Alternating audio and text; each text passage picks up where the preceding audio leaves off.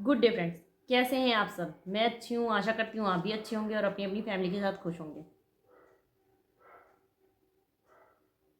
बुरे लोग, बुरा समय आपसे बहुत दूर रहे।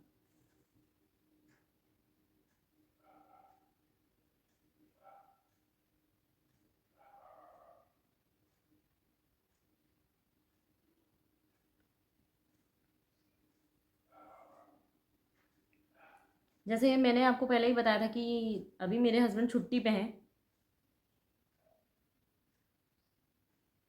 17-18 अप्रैल से, शायद, मेरे को कंफर्म नहीं है, पर है छुट्टी पे, क्योंकि लोगों ने भी देख रखा है इनको।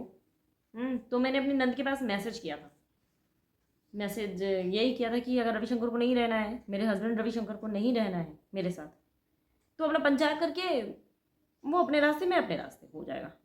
कोई प्रॉब्लम नहीं है। जब रहना ही नहीं है बंदे को, तो केस लड़ने से शायद ही कोई फ़ायदा है। तो मैंने अपनी नंद के पास मैसेज किया था। नंद के लिए पास मैसेज इसलिए किया था क्योंकि एक्चुअली मेरे घर में जो फसाद की जड़ है मेन, नंद, भाभी, मम्मी, यही सब है। क्योंकि अगर मेरे हस्बैंड 1 महीने की छुट्टी आते हैं ना, तो मेरी नंदें रात रात भर वीडियो कॉल कॉल पे लगी रहती हैं कि बीवी और बच्चे के साथ नहीं रहे। तो मेरे यहाँ ज़्यादातर जो है वही है। और मेरा डाइवोर्स भी होगा तो मेरे ससुराल वालों की ही देन है ये।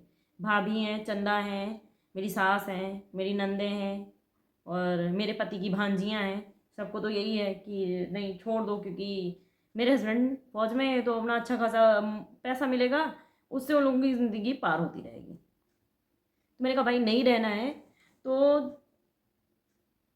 आप पंचायत कर लो, ख़त्म करते हैं। फिर रविशंकर को जिसके साथ रहना है रहे, जा करके खुल्लम खुल्ला। और मैंने अपने इसके पहले वाले वीडियो में ये भी बोला था कि अगर रवि ये बोल रहे हैं सबसे कि मेरी वाइफ ने मुझे निकाला है घर से, तो एक प्रूफ तो दे ही सकते हैं, कोई एक प्रूफ, मतलब कोई रिकॉर्डिंग, मैसेज, कुछ तो दे ही सकते हैं। तो अभी मेरे हस्बैंड का एक नया झूठ आ रहा है सामने, काफ़ी लोगों से मैंने सुना है। सीनियर ने बोला है कि बीवी के पास और बच्चों के पास मत जाना, घर मत जाना।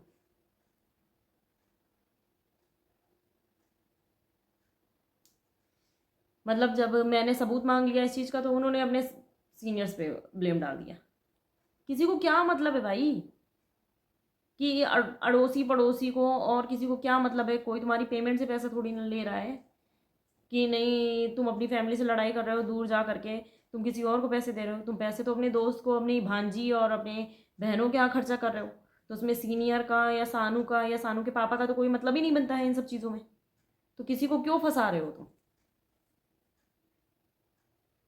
हम्म घूम घूम के तुम बहनों के यहाँ जा रहे हो, तुम चंदा के पास जा रहे हो, तुम भाभी के पास जा रहे हो, उनका खर्चा उठा रहे हो।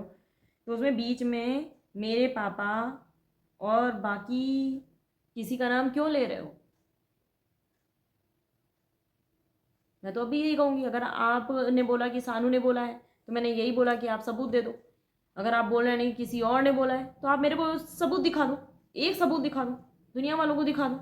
जिसके पास बोलते हो कि नहीं फलाने का है, ढिमाके ने कहा है, तो आप उसको दिखा दो भाई। मेरे को नहीं दिखा सकते तो ये झूठ मत बोलो, क्योंकि 17-18 साल की शादी में मैं तो ये जान चुकी हूँ कि तुम 100 बातें बोलते हो तो उनमें से 99.9% बातें झूठ होती हैं। जो 1% है उसमें भी सच होता है। क्योंकि मैंने तो यहाँ पे भी देखा है कि मेरे पापा जो है सरकारी नौकरी पे थे, गवर्नमेंट जॉब में थे। और जब मैं जो है वहाँ पे यूनिट में एक जगह गई थी मनाली में, तो वहाँ पे मेरे को पता चला कि सानू के पापा तो जो है सिंघाड़ा लगाते हैं और रवि के पापा तो सरकारी नौकरी करते हैं। तो जो इंसान अपनी इज्जत के लिए अपने बाप तक की जो है चीज़ों को छुपा लेता है, तो उसके ऊपर ट्रस्ट की तो बात ही नहीं रहती है।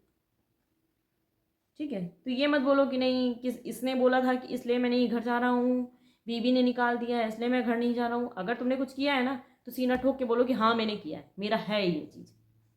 बोलते हो ना अपने आप को मर्द हो, तो मर्द की तरीके बिहेव करो।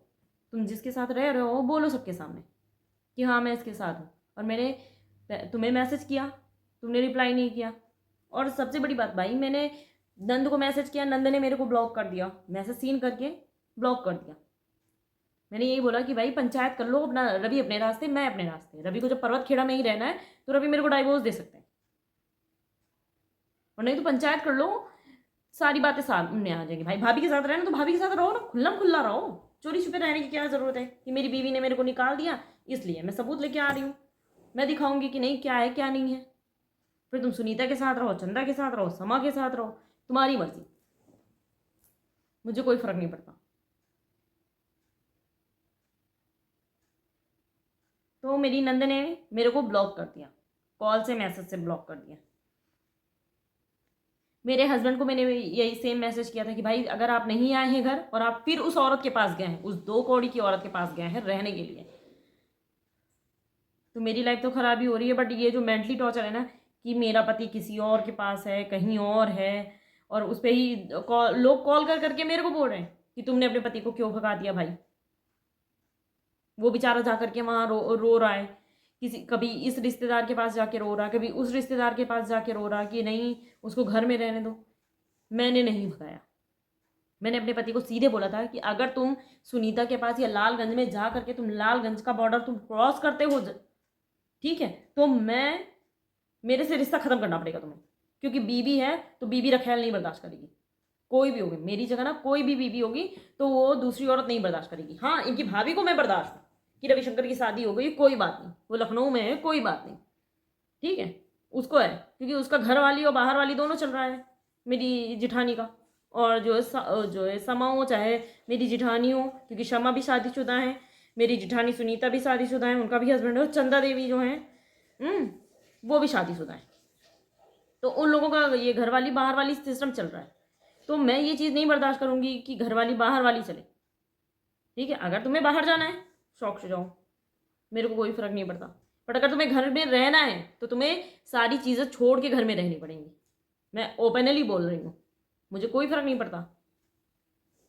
जिन औरतों का पति नहीं रहता ना वो भी जी लेती हैं, मैं भी जी रही हूँ ना। जब मेरे बच्चे को बाप का प्यार नहीं मिल रहा है तो क्या करूँ मैं। मेरी जेठानी के बच्चों को 2 बापों का प्यार मिल रहा है, समा के बच्चों को 2 बापों का प्यार मिल रहा है, चंदा के बच्चों का 2 बापों का प्यार मिल रहा है। तो ये चीज़ मेरे को नहीं चाहिए। तो मैंने अपने पति के पास कॉल किया था, उन्होंने कॉल पे मैं आप सुनिए पहले।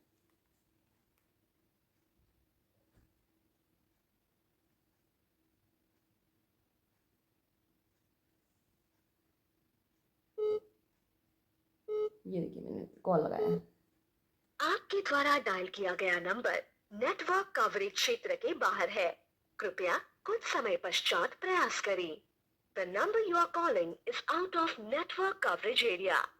Please try later.